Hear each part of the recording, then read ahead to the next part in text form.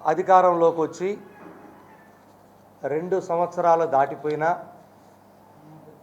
ఈ రోజు వరకు ఉద్యోగులకు సంబంధించినటువంటి ఆర్థిక పరమైనటువంటి అంశాల్లో ఒక్క రూపాయి కూడా రానటువంటి నేపథ్యంలో ఏపీజేఏసీ అమరావతి పక్షాన ఇప్పటికే ఉద్యమ కార్యాచరణ చేపట్టేందుకు ఉద్యోగులు సన్నద్ధం చేస్తున్నటువంటి తరుణంలో ప్రభుత్వం సానుకూలంగా ఉంది, మీరు చర్చలకు రండి అని గౌరవ మంత్రివర్యులు 10వ తారీఖు 11 2 రోజుల పాటు ఏపీజేఏసీ అమరావతితో గత నెలలో చర్చలు చేయడం, అలా కాకుండా అన్ని ఉద్యోగ సంఘాలతో పిలిచి మీరు సమావేశం ఏర్పాటు చేయండి అని ఏపీజేఏసీ అమరావతి కోరగా గత నెల 22వ తారీఖున అన్ని సంఘాలతో ప్రభుత్వం మంత్రివర్గ ఉపసంఘం 4 మంత్రివర్యులతో అందరూ ఉన్నతాధికారులతో సమావేశం ఏర్పాటు చేసి సుదీర్ఘంగా 5-6 గంటల పాటు చర్చలు చేశారు. ఆ చర్చల్లో సానుకూల నిర్ణయాలు కొన్నైనా ప్రకటిస్తారని, లేదా మరుసటి రోజు సాంప్రదాయబద్ధంగా గౌరవ ముఖ్యమంత్రి గారి దగ్గర తీసుకెళ్ళి సానుకూలమైనటువంటి నిర్ణయాలు జరిగినటువంటి చర్చల మీద వెలువరుస్తారని లక్షలాది మంది ఉద్యోగులు వేయి కళ్ళతో ఎదురు చూస్తుంటే, ఆ తరుణంలో 4వ తారీఖు ఈ నెల సడన్గా ఒక్కసారిగా ప్రభుత్వం రాష్ట్రంలో వచ్చేటువంటి ఆదాయంలో 98% ప్రభుత్వ ఉద్యోగులకే పోతుంది అని ఒక శ్వేతపత్రం ద్వారా మా ఉద్యోగులకు సంబంధించినటువంటి అంశాన్ని కూడా చెప్పడంలో ఉన్న ఆంతర్యం ఏమిటో అర్థం కాక ఇటు ఉద్యోగ సంఘాలు ఉద్యోగులు అందరం కూడా ఆశ్చర్యానికి లోనయ్యాం. మేము మా సమస్యల పరిష్కారానికి కూటమి ప్రభుత్వం మీద పెట్టుకున్నటువంటి కోటి ఆశలతో ఎదురు చూస్తుంటే ఉద్యోగులకే మా ఖర్చు అంతా అయిపోతుందని చెప్పడంలో దేనికి సంకేతమో మాకు అర్థం కాక అసలు ఏంటి లెక్కలని ఒక్కసారి ఏపీజేఏసీ అమరావతి పక్షాన మా రాష్ట్ర నాయకత్వం ఆ లెక్కల్లోకి చూసాం. ప్రధానంగా కాగ్ లెక్కల్లోకి వెళ్ళాం. అంటే మాకు విడిగా దొరకవు కదా, సో ఆన్లైన్లో ఉన్నటువంటి అతి ముఖ్యమైనది ఈ లెక్కలు తేల్చేదంతా కూడా కాగే కాబట్టి ఆ కాగ్ ద్వారా అసలు ఏంటి మన రెవెన్యూ రిసీట్స్ ఏంటి, మన రెవెన్యూ ఎక్స్పెండిచర్ ఏంటి అనేటువంటి అంశాలను పరిశీలిస్తే కేవలం ఆన్లైన్లో ఉన్నటువంటి వాటినే పరిశీలించాం. దాని ద్వారా చూస్తే మన యొక్క 2026 అంటే 25-26 మొత్తం ఖర్చుని ఈ రాష్ట్ర ప్రభుత్వం చేస్తున్నటువంటి ఖర్చులో అంటే రెవెన్యూ ఎక్స్పెండిచర్ అంటారు, ఈ ఖర్చు మొత్తం 2,26,000 కోట్లండి. 2,26,000,808. అందులో ఉద్యోగులకి జీతాలు పెన్షన్లు కలిపి 84,401 అంటే 84,841 కోట్లు ఖర్చు. అంటే ఎంత? 2,26,000 కోట్లలో కేవలం 37%. సహజంగా మనం అనుకుంటాం మొత్తం ఖర్చులో మీ ఖర్చు ఎంతయా, అంతే కదా సహజంగా మాట్లాడుకుంటాం. ప్రజలకు తెలియాలి కదా అన్ని విషయాలు కూడా, అందుకే చెప్తున్నాం. దాంట్లో చూసిన లెక్కలే రాష్ట్ర మొత్తం రెవెన్యూ ఖర్చులో మా ఖర్చు 37% అని స్పష్టంగా లెక్కలు చెప్తున్నాయి. 2,26,000 కోట్లలో 84,000 కోట్లని. సరే, ప్రభుత్వం చెప్తున్నటువంటి రెవెన్యూ రాబడిలో మీ ఖర్చు ఎంత అని కదా చెప్తున్నారు. ఒకవేళ రెవెన్యూ పన్నుల ఆదాయం వరకే తీసుకొని కేవలం పన్నుల ఆదాయం తీసుకుంటే ఆ పన్నుల ఆదాయం 1,42,926 1,42,926 పన్నుల ఆదాయం. ఇది పన్నుల ద్వారా వచ్చే ఆదాయం. అందులో మా ఖర్చు తీస్తే 59% వచ్చింది. 59 అంటే 84,000 కోట్లు. ఆదాయం అంటే అంత ఆదాయమే. పన్నుల ఆదాయం ఏంటి? ల్యాండ్ రెవెన్యూ వచ్చినా ఇంకొక ఆదాయం వచ్చినా ప్రభుత్వానికి వచ్చే ఆదాయం క్యాపిటల్ జోలి పోవట్లేదు. మేము క్యాపిటల్ ఇన్కమ్ ద్వారా క్యాపిటల్ రిసీట్స్ జోలి మేము పోవట్లేదు. అంటే అది రకరకాల ద్వారాల ద్వారా ప్రభుత్వం పెట్టుబడులు పెట్టి తెచ్చుకునేది క్యాపిటల్ ఎక్స్పెండిచర్ లేదా క్యాపిటల్ రెవెన్యూ. వాటి జోలి మేము పోవట్లేదు. ఆ రిసీట్స్ జోలి కేవలం రెవెన్యూ ఆదాయం గురించి చెప్తున్నాం. వచ్చేటువంటి రెవెన్యూ రిసీట్సే, క్యాపిటల్ రిసీట్స్ జోలి పోవట్లేదు. టోటల్ రెవెన్యూ రిసీట్స్ అంటే ఆదాయం మొత్తం అయితే 1,78,000 కోట్లు. ఈ 1,78,000 కోట్లు అయితే మాది ఎంత?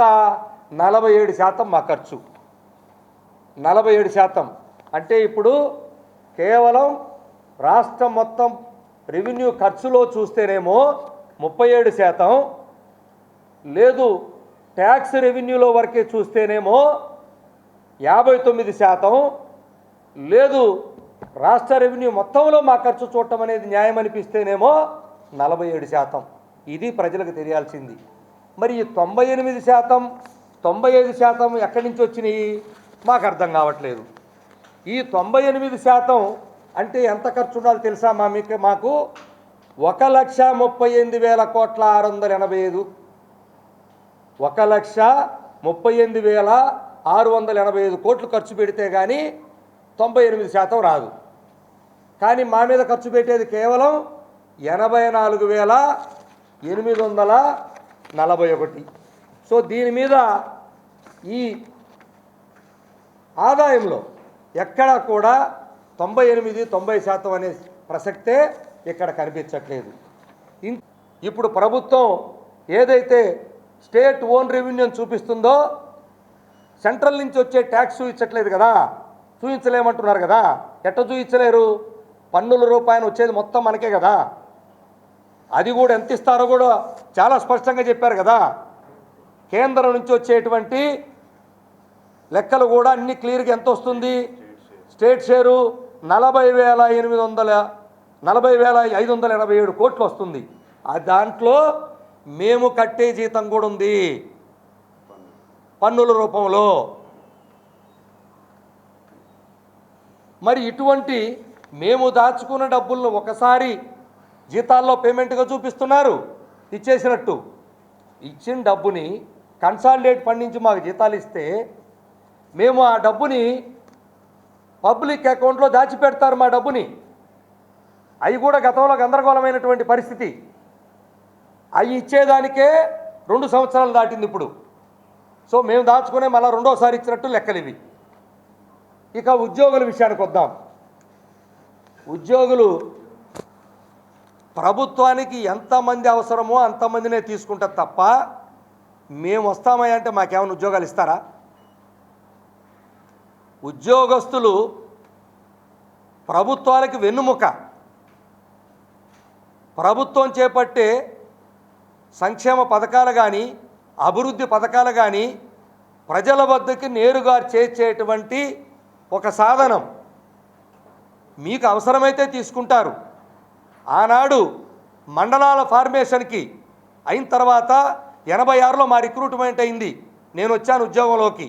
మండలాల వల్ల మా పెరిగి ఉద్యోగాలు కావాలని రిక్రూట్మెంట్ ఏపీపీఎస్ చేస్తే మేము రాసాం, వచ్చాం. గ్రామాలకి గ్రామ స్థాయిలో కావాలనుకున్నారు గత ప్రభుత్వం. 1,50,000 మంది ఉద్యోగాలు తీసుకొచ్చారు. గ్రామ స్థాయిలో పాలన పెంచాలనుకున్నారు, పెంచాలనుకుంటే తెచ్చారు.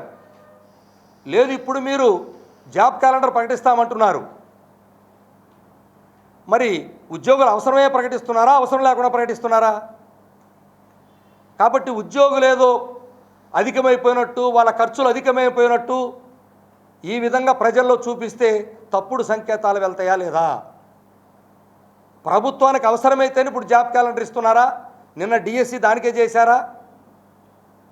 మరి ఈ ఉద్యోగులకు రేపు జీతాలు ఉండవా? మరి దీనికి ఏమని చెప్తారు రేపు? మరి ఎలా ఖర్చు తగ్గిస్తారు? ఉద్యోగులు రిటైర్ అయిపోతున్నారు, ప్రతి సంవత్సరం వేల సంఖ్యలో రిటైర్ అయిపోతున్నారు.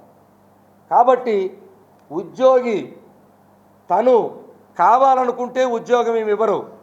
ప్రభుత్వం అవసరం అనుకొని 10 మంది అవసరం ఉన్న చోట ఒక్కరిద్దరినే నియమిస్తుంది ప్రభుత్వం. మిగిలినటువంటి వాళ్ళని సగం మందిని అవుట్సోర్సింగ్తో వాళ్ళ శ్రమ దోపిడీ చేస్తూ ఉద్యోగాలకు తీసుకొస్తూ ఉన్నారు. వాళ్ళకి పాపం ఎలాంటి బెనిఫిట్స్ లేవు, ఒక్క రూపాయి కూడా పెంచింది లేదు.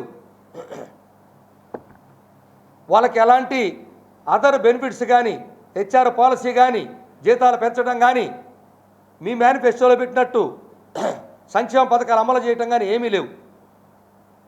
ఇటువంటి నేపథ్యంలో ప్రతి ఉద్యోగి, సీనియర్ ఉద్యోగి ప్రతి సంవత్సరం 9 మాసాల జీతాలు తీసుకుంటారు. 2-3 నెలలు సీనియారిటీని బట్టి ట్యాక్స్ రూపంలో మా జీతాలు ప్రతి నెల డిడక్ట్ అయిపోతాయి. ప్రతి నెల డిడక్ట్ అయిపోతాయి. అంటే 9 నెలల కన్నా ఎక్కువ జీతం తీసుకోం. 12 మాసాలకు కానీ 12 నెలలకు కానీ మేము తీసుకున్న జీతాలు టెన్షన్గా కట్ అయిపోతాయి మాకు.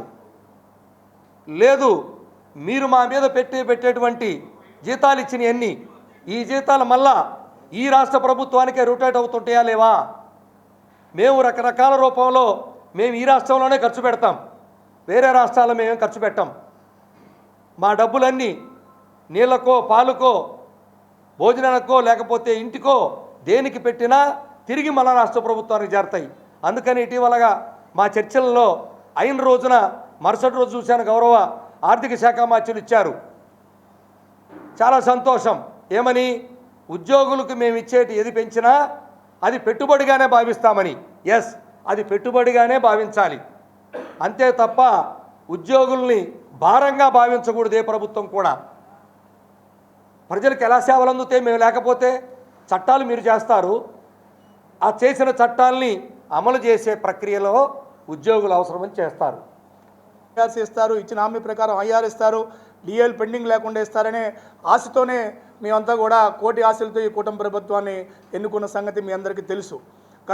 మాటికి గత ప్రభుత్వాన్ని సూచిస్తున్నారు మీరు. గత ప్రభుత్వం జీతాలు ఇవ్వలేకపోయింది, పెన్షన్లు ఇవ్వలేకపోయిందని. అంటే ఏ ప్రభుత్వం అయినా చేసిన మంచిని ఆదర్శంగా తీసుకుంటారా, చెడును ఆదర్శంగా తీసుకుంటారా? సీనియర్ ముఖ్యమంత్రి గారు గమనంలో తీసుకోవాలని మేము విజ్ఞప్తి చేయడం జరుగుతుంది. ఇవాళ గత ప్రభుత్వం ఉద్యోగులకు ఎక్కువ ఖర్చు పెట్టిందని తగ్గిస్తామన్నారు. ఏ విధంగా తగ్గిస్తున్నారో చెప్పాలి. మరి గత ప్రభుత్వం చేసినటువంటి చెడ్డ పనులను మీరు ప్రశ్నిస్తున్నప్పుడు గత ప్రభుత్వం చేసినటువంటి మంచి పనుల్లో కూడా కొన్ని మీరు తీసుకోవాల్సిన ఆవశ్యకత ఉందని చెప్పేసి ఒక సాధారణ ఉద్యోగిగా మేము కూడా మాట్లాడాల్సిన పరిస్థితి. గత ప్రభుత్వం గ్రామవార్డు సచివాలయంలో 150,000 మంది ఉద్యోగులను రిక్రూట్మెంట్ చేసింది. ఆర్టీసీ ఉద్యోగులు 60,000 మందిని ప్రభుత్వంలో విలీనం చేశారు. అలాగే హెల్త్ డిపార్ట్మెంట్లో వేల సంఖ్యలో ఉద్యోగులు నియమించారు. ఇదంతా కూడా బడుగు బలహీన వర్గాలకి ఉద్యోగ అవకాశాలు కల్పించింది కదా. మరి ఇవాళ మీరు వచ్చిన 20 లక్షల ఉద్యోగాలు ఇస్తామన్నారు, జాబ్ క్యాలెండర్ ప్రకటిస్తామన్నారు. కానీ ఇంతవరకు ప్రకటించింది ఇవాళ 13,000 14,000 మాత్రమే మీరు ఇచ్చారు. మరి ఖర్చు ఏ విధంగా తగ్గించినట్టు? మీ ప్రభుత్వం, కూటమి ప్రభుత్వం వచ్చిన తర్వాత సుమారు 40,000 మంది వరకు రిటైర్ అయ్యారు. అంటే భవిష్యత్తులో కూడా ఉద్యోగులపై వస్తున్న ఖర్చును తగ్గిస్తాము అంటే భవిష్యత్తులో రెగ్యులర్ నియామకాలు చేపట్టమని చెప్తున్నారా? ఓన్లీ అవుట్సోర్సింగ్ ఉద్యోగులతోనే ఈ ఉద్యోగ వ్యవస్థను నడపాలనుకుంటున్నారా? దయచేసి గౌరవ ముఖ్యమంత్రి గారు ఇవాళ మాట్లాడే మాటలకి ఉద్యోగుల్లో పదార్థాలు వస్తుంది. దయచేసి ఇవాళ ప్రభుత్వం తప్పుడు లెక్కలంటే ఇవాళ వాస్తవాలను చెప్తే మేము బాధపడం. ఇవాళ ఉద్యోగులకి ఎంతెంత చెల్లించామంటున్నారు. చెల్లించిందేమో అడిషనల్గా చెల్లించట్లే, మాకు బకాయిలు రావాల్సిన మాత్రం చెల్లించారు. మరి ఈ ప్రభుత్వం వచ్చిన తర్వాత ఆ 5 డిఏలకు సంబంధించి ఎంత చెల్లించాలో మరి లెక్కలు చెప్పలేదు. మరి 12వ పిఆర్సీ సంబంధించి 3 సంవత్సరాలు అయిపోతుంది, దాన్ని ఎప్పుడు చేస్తాము, ఎలా చేస్తాము అని చెప్పలేదు. అలాగే ఐఆర్ ప్రకటిస్తామన్నారు వచ్చిన వెంటనే. మీరు ఇచ్చిన హామీ కదా, మేము అడగలేదు కదా, దానికి సంబంధించి చెప్పలేదు. ఇవాళ ఉద్యోగులు రావాల్సినటువంటి బకాయిలను కూడా మీ శ్వేతపత్రంలో చూపించుంటే చాలా ఆనందపడేవాళ్ళు. అంతేకాదు ఇవాళ సగటున మీరు అన్ని లెక్కలేస్తారు కాబట్టి సగటున మొత్తం బాకీలు, గత ప్రభుత్వం ఉంచినటువంటి బకాయిలు కానీ కూటమి ప్రభుత్వం వచ్చిన తర్వాత బకాయిలు కానీ సగటున ప్రతి ఉద్యోగికి సుమారు 2 లక్షల నుంచి 5 లక్షల వరకు బకాయిలు చెల్లించాల్సిన పరిస్థితి ఉంది. వాటన్నిటినీ అంటే చెల్లించలేమని చెప్తున్నారా? చెల్లించాల్సిన బాధ్యత లేదని చెప్తున్నారా? దయచేసి ఇవాళ ఉద్యోగులు ఇవాళ రోజువారీ కూలీగా పనిచేసే వాళ్ళు ప్రైవేటు కూలీలు అయితే ప్రభుత్వ కూలీలుగా మేము కూడా పనిచేసిన కాలానికే జీతాన్ని అడుగుతాం తప్ప అదనపు జీతాలు వేతనాలు మేము అడగట్లేదు, గొంతమ్మ కోరికలు అడగట్లేదు. కాబట్టి దయచేసి ప్రభుత్వం ఉద్యోగులకు సంబంధించినటువంటి ప్రభుత్వం అప్పచెప్పిన బాధ్యత చిత్తశుద్ధితో పనిచేస్తున్నాం. చేసిన పనికి మాకు జీతభత్యాలు చెల్లించాల్సిన బాధ్యత ప్రభుత్వం మీద ఉందని చెప్పి సందర్భంగా విజ్ఞప్తి చేస్తూ ఇప్పటికైనా సరే ప్రభుత్వం ఉద్యోగుల సమస్యల పట్ల ఏపీజేఎస్ అమరావతి పోరాట పందాలో ఉండేటప్పుడు ప్రభుత్వం చర్చలకు పిలిచిన సందర్భంగా ప్రభుత్వాన్ని గౌరవించి శ్రీకాకుళంలో జరిపేటటువంటి ఉద్యమ సన్నాహ సభను కానీ అనంతపురంలో సన్నాహ సభను కానీ వాయిదా వేసుకోవడం జరిగింది. ఇవాళ ఉద్యోగుల్లో చాలా చర్చ జరుగుతుంది. ప్రభుత్వం ఏం హామీ ఇచ్చిందని వాయిదా వేసుకున్నారని చెప్పేసి దయచేసి ఇవాళ ప్రభుత్వం మీద నమ్మకంతో ఏపీజేఎస్ అమరావతి వాయిదా వేసుకోవడం జరిగింది. తర్వాత చర్చలు జరిపారు. ఇన్ని సీనియర్ నాయకులుగా మేమంతా చూస్తాం. 4-5 గంటల చర్చలు జరిపిన తర్వాత గౌరవ ఫైనాన్స్ మినిస్టర్ గారు చర్చల్లో పాల్గొన్న తర్వాత ఒక్క హామీ కూడా ఇవ్వకుండా మళ్ళీ వెళ్ళిపోవడం, ఇంతవరకు ఎటువంటి సమాచారం లేకపోవడం చాలా బాధ కలిగిస్తుంది. ఇప్పటికైనా సరే ఈ ప్రభుత్వానికి మేము విజ్ఞప్తి చేస్తున్నాం. ఆర్థికపరమైన విషయాల్లో ఎన్నికల ముందు ఇచ్చినటువంటి హామీల మేరకు ఐఆర్ ప్రకటించకపోయినా పెండింగ్ డిఏలకు సంబంధించి కానీ బకాయిలకు సంబంధించి కానీ వీటి ఆర్థికపరమైన అంశాలకు సంబంధించి ఎట్టి పరిస్థితుల్లో వెనకడుగేసే ప్రశ్న ఉండదు. ఎట్టి పరిస్థితుల్లో మా బకాయిలు మాకు చెల్లించాల్సిన బాధ్యత ప్రభుత్వం మీద ఉందని చెప్పి విజ్ఞప్తి చేస్తూ ఆగస్టు 15 నాటికి ప్రభుత్వం చర్చలకు పిలుస్తుంది, సమస్యలు పరిష్కరిస్తుంది. ముఖ్యమంత్రి గారి స్థాయిలో చర్చలు జరుగుతాయని రోజు ప్రకటనలు అయితే వస్తున్నాయి. మాకైతే అధికారికంగా ఏమీ లేఖ రాలేదు. తప్పనిసరి పరిస్థితుల్లో 15 లోపు చర్చించి ఆర్థికపరమైన అంశాల మీద స్పష్టమైన హామీ ఇస్తే పర్లేదు. ప్రభుత్వం నుంచి ఆర్థికపరమైన విషయాల్లో స్పష్టమైన హామీ లేకపోతే ఆగస్టు 15 తర్వాత ఏపీజేఎస్ అమరావతి రాష్ట్ర కమిటీ ఉద్యమ కార్యాచరణ తీసుకోక తప్పదు. ఏ క్షణంలో ఎలాంటి ఉద్యమ కార్యాచరణ పిలిపించినా సరే వాళ్ళ రాష్ట్ర వ్యాప్తంగా ఉద్యోగులు అన్ని వర్గాలకు సంబంధించి ఉద్యోగులు అన్ని డిపార్ట్మెంట్ ఉద్యోగులు సిద్ధంగా ఉన్నారు. ఈసారి అయితే మాత్రం ఉద్యమం అంటూ ప్రారంభం అయితే ఉద్యోగ సంఘాలుగా మేము బాధ్యులం కాదు. ఉద్యోగులు ఎదుర్కొంటున్న ఇబ్బందుల పట్ల ఉద్యోగుల పక్షాన మాట్లాడే నాయకులుగా చిత్తశుద్ధితో మా బాధ్యతగా మేము నిర్వహిస్తాం. కాబట్టి భవిష్యత్తులో ఉద్యమ కార్యాచరణ ప్రారంభించక ముందే ఆర్థికపరమైన విషయాలు పరిష్కరించాలని ప్రభుత్వానికి విజ్ఞప్తి చేస్తూ ఆర్థికపరమైన విషయాలు ఇంకా జాప్యం చేస్తే ఆగస్టు 15 తర్వాత ఏ క్షణంలోనైనా ఉద్యమం ప్రారంభించక తప్పదని చెప్పి సందర్భంగా ప్రభుత్వానికి మనవి చేయడం జరుగుతుంది. అలాంటి ఉద్యోగస్తులకి కూటమి ప్రభుత్వం వచ్చిన తర్వాత వాళ్ళకి మంచి పిఆర్సీ ఇస్తారని, డిఏలు ఎప్పటికప్పుడు రిలీజ్ చేస్తారని చెప్పేసి ఆశతో ఎదురు చూసిన ఉద్యోగులకు నిరాశే ఎదురైంది. అయితే ప్రభుత్వం ఈరోజు వరకు కూడా డిఏలు ఇవ్వకపోవటానికి ఎందుకు మీనమేషాలు లెక్క పెడుతున్నారో తెలియదు. ఇంకొక విషయం ఏంటంటేనండి, ప్రభుత్వం దగ్గర దాచుకున్నటువంటి మా డబ్బుల్ని మాకివ్వటానికి కూడా, అలాగే చట్టబద్ధంగా రావాల్సిన ఆర్థిక ప్రయోజనాలు ఎప్పటికప్పుడు ఇవ్వాల్సిన వాటికి కూడా ప్రభుత్వం ఎటువంటి చర్యలు తీసుకోకుండా మాకు ఉద్యోగస్తులకి మొండి చేయ చూపిస్తూ ఉంది ఈరోజు వరకు కూడా. ఇంకొక విషయం ఏంటంటే 18/10/2025న ఏదైతే గౌరవ ముఖ్యమంత్రి వర్యులు ఈహెచ్ఎస్ కార్డు హెల్త్ కార్డు గురించి 90 రోజుల లోపల ఆ కార్డుని పనిచేసే విధంగా చేయాలని అధికారులకి ఆదేశాలు ఇచ్చినప్పటికీ ఈరోజు వరకు అది ఇంకా ఆచరణలోకి రాకపోవటం అనేది, దీనివల్ల ఉద్యోగస్తులు కానీ మరి ముఖ్యంగా విశ్రాంతి ఉద్యోగులు చాలా ఇబ్బందులకు గురవుతున్న సంగతి. ఇంకొక విషయం, ఇవన్నీ ఈ లెక్కంతా ఇలా ఉంటే మనకి పిఆర్సీ కమిషనో లేకపోతే ఐఆర్ఓ ఇవన్నీ ఆర్థిక ప్రయోజనాలు ఎప్పటికప్పటికి రాక ప్రతి ఉద్యోగి కుటుంబంలో చాలా అశాంతిగా ఈరోజు ఉన్న సంగతి చూస్తూ ఉన్నాం. ఇలాగే కనుక కొనసాగితే మా రాష్ట్ర నాయకత్వం ఏ పిలుపునిచ్చినా మేమంతా కూడా మహిళా ఉద్యోగులుగా మేమంతా కూడా ఒకే తాటిపైన నిలబడి రాష్ట్ర కార్యాచరణ ఏమి సంభవించినా మేము సిద్ధంగా ఉన్నామని తెలియజేస్తున్నాం. అలాగే